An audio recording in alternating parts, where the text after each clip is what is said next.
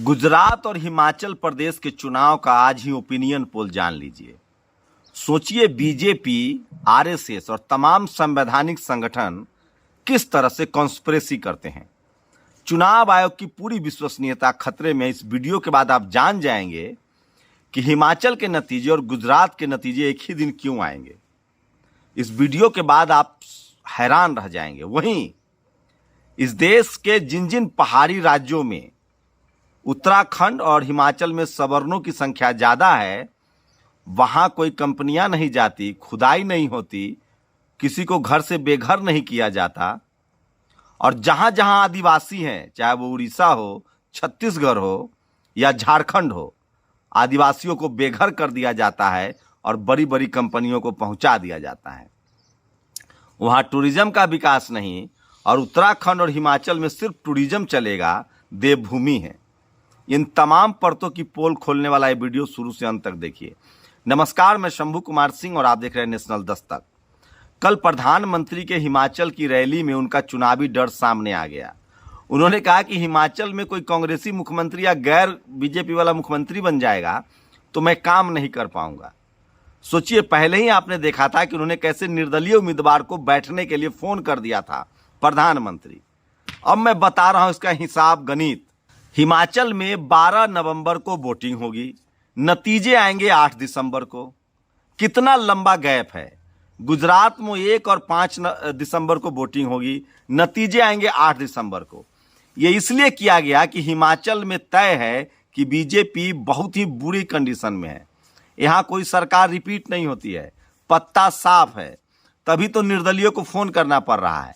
लेकिन कल्पना कीजिए कि 12 नवंबर को वोटिंग हो जाती और 15, 20 नवंबर या 25 नवंबर को नतीजे आ जाते और हिमाचल में बीजेपी हार जाती, तो इसका सीधा असर गुजरात पर पड़ता। इसीलिए जानबूझकर हिमाचल के चुनाव पहले होंगे, गुजरात की वोटिंग बाद में होगी, लेकिन नतीजे 8 दिसंबर को आएंगे। यह सब जानबूझकर और प्लानिंग के तहत किया जा रहा है, क्योंकि इनको पता है कि हिमाचल इनके हाथ से निकल गया है और इसका असर गुजरात पर हो जाएगा। और गुजरात निकल गया तो अंबानी अडानी का क्या होगा, संजीव भट्ट के मामले का क्या होगा, तमाम लोगों पर जो एफआईआर किया जाता है उसका क्या होगा, और प्राइवेटाइजेशन का क्या होगा। गुजरात बीजेपी की नाभि नाल है। गुजरात में बीजेपी की जान बसी है, क्योंकि सारा पैसा वहीं से आता है। बड़े बड़े एयरपोर्ट हैं, बिजनेस है, कारोबार है। तो गुजरात चुनाव में भी चूंकि बीजेपी फंसी हुई है, तो उसको बचाने के लिए हिमाचल के साथ नतीजे आएंगे। आप कल्पना कीजिए, एकदम सिंपल मैथमेटिक्स है। कोई बहुत बड़ा समाज वैज्ञानिक और पॉलिटिकल साइंटिस्ट होने की जरूरत नहीं है। ये कोई टीवी अखबार वाला एंकर या तमाम जो सवर्ण जो विश्लेषक है वो नहीं बताएंगे।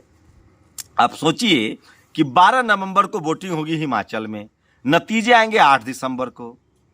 गुजरात में वोटिंग होगी 1 और 5 दिसंबर को, नतीजे आएंगे 8 दिसंबर को। क्यों भैया? ईवीएम को, बैलेट पेपर को, ईवीएम को और वोट को घुमाना है क्या? पहाड़ घुमाना है? क्यों आप इतना लंबा समय ले रहे हैं? इसकी सिर्फ और सिर्फ यही वजह है कि इनको पता था कि हिमाचल इनके हाथ से निकल रहा है और जैसे ही इसका नतीजा आ जाएगा तो गुजरात में इनका नैया डूब जाएगा। इसीलिए सब प्लानिंग किया जा रहा है। और गुजरात हिमाचल इसलिए जरूरी है कि 2024 में नीतीश कुमार, अखिलेश यादव, तमाम विपक्षी दल इंतजार कर रहे हैं। राहुल का रोड शो हो रहा है। तो यह बड़ी कॉन्स्पिरेसी और सबसे बड़ी बात है कि चुनाव आयोग को क्यों ना माना जाए कि इस कॉन्स्पिरेसी में शामिल है। यह कौन इस तरह की कॉन्स्पिरेसी कर सकता है और चुनाव आयोग इससे सहमत क्यों होता है? मैं इसलिए कह रहा हूं, इस देश के इनकम टैक्स हो, ईडी हो या चुनाव आयोग, तमाम संवैधानिक संस्थाएं हैं, या सुप्रीम कोर्ट, हाई कोर्ट क्यों ना हो, जाति की वजह से इस आरएसएस और बीजेपी के साथ है। संजय राउत की जमानत मिलने में साफ साफ कोर्ट ने कहा है कि ईडी ने इनको जानबूझकर फंसाया है। कोई सबूत नहीं इनके पास। सोचिए, जब एमपी को, क्योंकि उन्होंने बीजेपी से गठबंधन तुड़वाकर कांग्रेस और एनसीपी से सरकार बनवाया था, उनको जेल में डाल सकते हैं, तो ये क्या नहीं कर सकते हैं। लेकिन उसके बाद भी मैं लगातार हिमाचल घूमने के बाद बता रहा हूं कि मामला फंस गया है, बुरी तरह से फंसा हुआ है। लोगों को लगता है कि उनका विकास नहीं हुआ है। और हिमाचल का नतीजा गुजरात में भी न पड़े, इसीलिए एक सेम डेट में डेट निकले, रिजल्ट आएंगे। आप लोग मेरी बातों से सहमत है? असहमत अपनी प्रतिक्रिया दीजिए। अब एक दूसरा सवाल, इस देश में सबसे ज्यादा माइनिंग जो है वो उड़ीसा में होता है, उन इलाकों में जहां आदिवासी रहते हैं। छत्तीसगढ़ में होता है और झारखंड में होता है जहां आदिवासी रहते हैं, जिनके पहाड़ है। उत्तराखंड में क्यों नहीं होता है? हिमाचल में क्यों नहीं होता है? क्योंकि यहाँ सवर्णों की संख्या सबसे ज्यादा, लगभग 40 से 50% है। यहाँ टूरिज्म का विकास होता है, घर घर बिजली है, स्कूल है, अस्पताल है, इन्होंने इसको स्वर्ग बना रखा है। और सोचिए झारखंड में, छत्तीसगढ़ में और उड़ीसा में न बिजली है, न स्कूल है, न अस्पताल है, और वहाँ माइनिंग होती है क्योंकि वहाँ आदिवासी हैं। SC ST OBC माइनॉरिटी को न पढ़ने देना है न लिखने देना है। हिमाचल और उत्तराखंड देवभूमि है।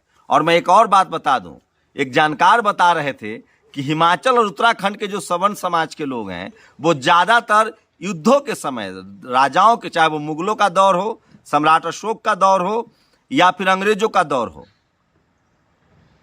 तमाम राज्यों से विस्थापित लोग यहाँ हैं। अब सोचिए, एक और बात जान लीजिए, जम्मू कश्मीर में 370 हटा देंगे, वहां देश के सारे लोग जाके जमीन खरीद सकते हैं। लेकिन उत्तराखंड और हिमाचल में इनकी हैसियत नहीं है कि ये यहाँ के प्रावधान को हटा दे, क्योंकि हिमाचल और उत्तराखंड में भी बाहरी लोग जमीन नहीं खरीद सकते हैं। तो ये है बीजेपी का चरित्र, और इसकी वजह है जाति।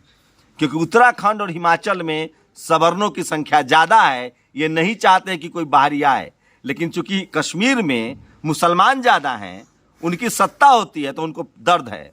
एक बात बता दूं इस देश के बहुजनों को कि जम्मू कश्मीर में सबसे बढ़िया स्थिति शेड्यूल कास्ट की है, और भारत में पहला लैंड रिफॉर्म जो एक्ट लागू हुआ वो एक मुसलमान मुख्यमंत्री ने किया था, वो भी जम्मू कश्मीर में। जो जिस जमीन को जोत रहा था उसको जमीन दे दिया गया। तो सोचिए, इस बात को समझिए। और इस देश की media, judiciary, college, university, bureaucracy, business और तमाम जो इंस्टीट्यूशन है उस पर जो लोग कब्जा किए हुए हैं, वो सब उस जगह रिप्रेजेंटेशन नहीं होगा, भागीदारी नहीं होगी, तब तक ये सब बातें किसी को अधिकार नहीं मिलेगा। और अब तो वो भी खत्म कर दिया गया है। आरक्षण गरीबी उन्मूलन प्रोग्राम नहीं था, आरक्षण रिप्रेजेंटेशन का सवाल था। अब उसमें भी SC ST OBC माइनॉरिटी को खत्म किया जा रहा है और इकोनॉमिक वीकर सेक्शन को थोपा जा रहा है। और जाति जनगणना का अगर आप आंकड़ा लीक कर देंगे तो आपको 10 साल की सजा हो जाएगी।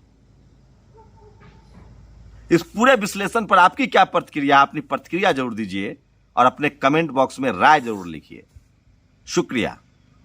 नेशनल दस्तक की आपसे गुजारिश है कि अगर इसको बचाना चाहते हैं तो नेशनल दस्तक को सब्सक्राइब करने के लिए रेड कलर के सब्सक्राइब बटन को दबाएं, फिर बेल आइकन की घंटी दबाएं। नेशनल दस्तक को बचाने के लिए बहुत जरूरी है कि हर खबर को शेयर करें, लाइक करें, कमेंट जरूर करें।